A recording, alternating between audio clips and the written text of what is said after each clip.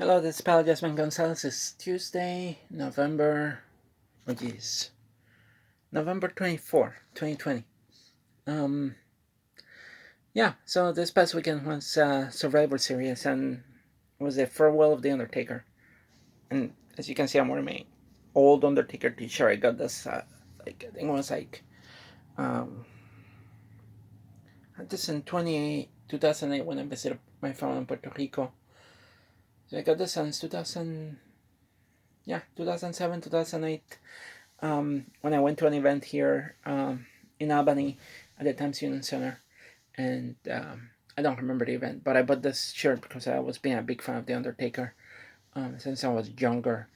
And yeah, so I had this t-shirt, had it for a while, but it's getting all this broken in here on the arm, and but I still kept it because I like it. I may have to buy a new one.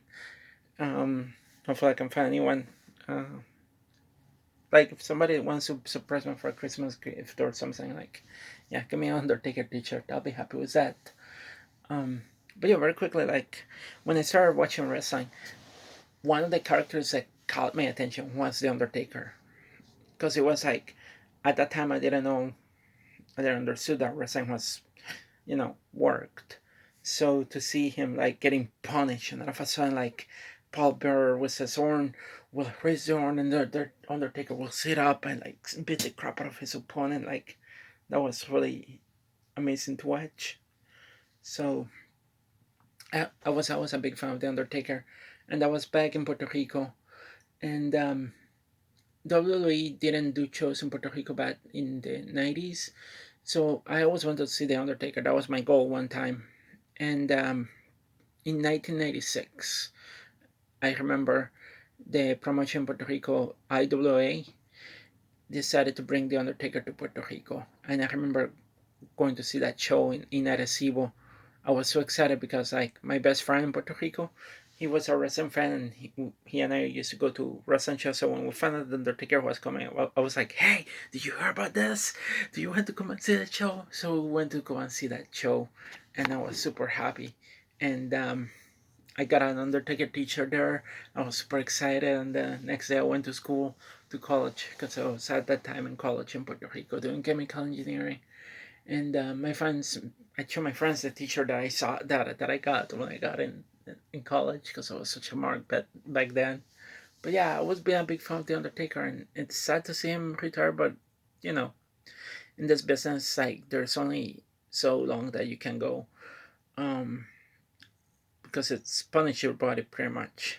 So I can understand why. But I was always a big fan of The Undertaker, and I'm glad that I got to see him wrestle a few times. And then the next time that I saw him wrestle was when I did my internship in uh, in New Jersey um, at the EPA.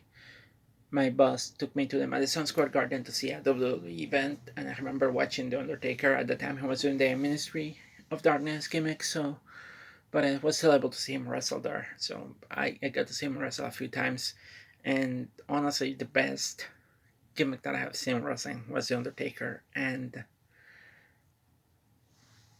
like, I'm sad that he's gone, but yeah, the Undertaker's spirit will live in everybody.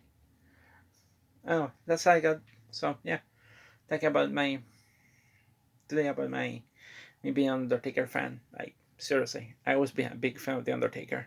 I even had his comic books too, because WWE published some comic books back in the mid 90s. I used to collect those. I don't have them with me here. They're probably in Puerto Rico, assuming that my dad didn't throw them away. But yeah. Anyway, that's all I got. Peace out, everybody. Stay safe, wear a mask, and hopefully the pandemic will be over.